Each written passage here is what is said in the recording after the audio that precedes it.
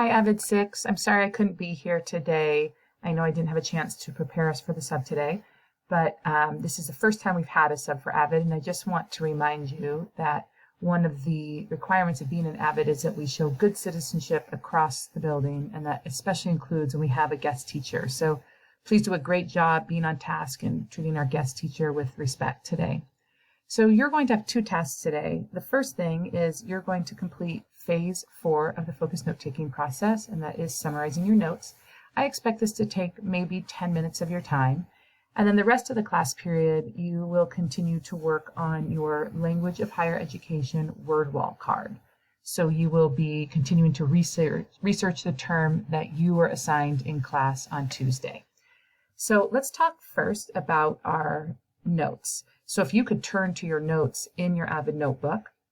Today we're going to do the 4th phase, summarizing and reflecting. So here are a student's notes from the past. You can see they've gotten messy. You can see evidence of processing the notes here with the highlighting, the circling. You can see some evidence of connect thinking with questions and connections and test questions in that left-hand column. And then also down here, you can see the summary. Now this person needed more space, and so they put a sticky note on top and then they finished it underneath the sticky note. If you don't have space, you can go ahead and just turn to the next page and continue your summary if you have a space there. If not, you all should have sticky notes that you could use. So as a quick reminder, in phase 4, and if you look at your notes, you'll see this, we are summarizing and reflecting on learning. This is where you individually write a summary reflection at the bottom of your notes. If you remember back to the video we watched on focus note taking, there was a young man, an AVID student, and he said about this phase that this is where he feels like he really sees if he understands his notes. And I agree on that. So summary can be challenging, but give your notes some really good thought and see what you understand about them. So in this phase, we summarize and we reflect. So for the summary, just think about what have you learned. You're going to read through your notes from start to finish, and you want to think, what did I learn? And when you're in your summary, you want to capture the most important aspects of your notes. You're not rewriting all of them. It shouldn't be super long. Just look at the most important things. And your highlights, the things you highlighted or circled or underlined, should help you in that summary. Some of those words should go in there. And then also to help guide in your summary, you are answering the essential question. So look at that essential question and try to answer it in your summary.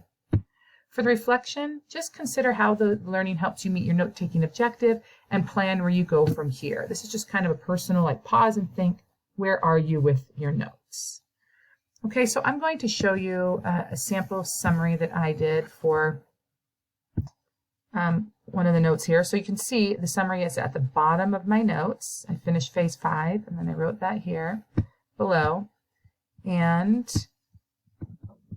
here's my summary.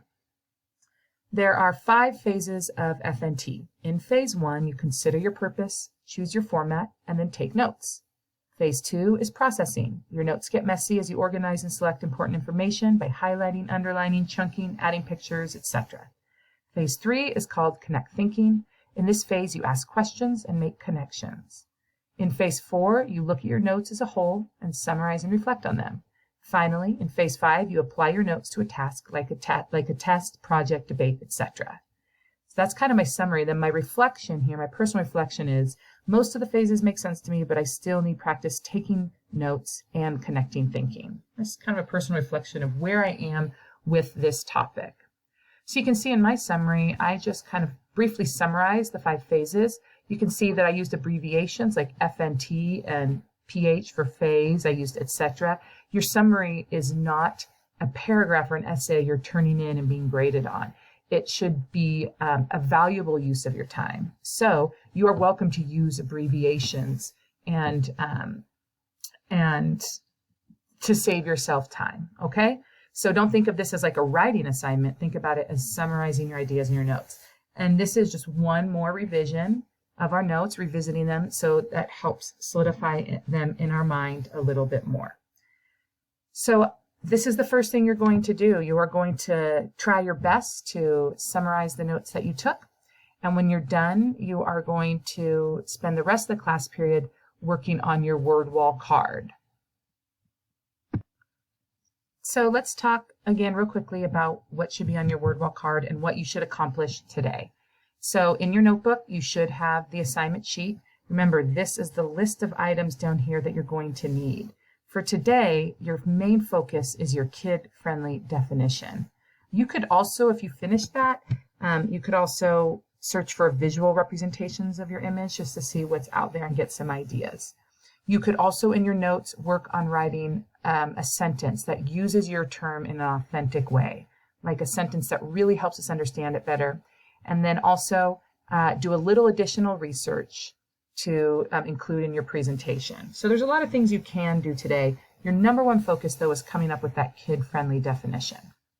So again, let's look real quick. Here's an example of a word wall card with the kid-friendly definition, the sentence, some images, and then the trusted adult sentence. So as a reminder, you should have this note page set up in your notebook. The essential question you're working on is, how can I teach the term blank, your term, to the class? Whoops, I forgot a question mark. I should have that there. So right now, the big idea of our first part of our notes is we're looking for 3 definitions and or research about your term. So here is where you're going to take notes, where you're going to find 3 definitions. Remember that it should be a definition that relates to college. So if you're looking up lecture, you don't want a definition that is about parents giving their teenage kids a lecture. You want to look for definitions that relate to college. Same thing for terms like major and minor. We want a college-related definition. So search. You can do more than 3 definitions. After you've found your definitions, you could also, before you write your kid-friendly definition, you could continue your additional research. Remember, in class on Tuesday, I gave each of you some different questions that could guide your additional research. They are things that you could include as part of your presentation. They don't go on your word wall card, but they will help people better understand your term. So you might want to also conduct that research here before writing your definition, because that research might also help you understand your term better.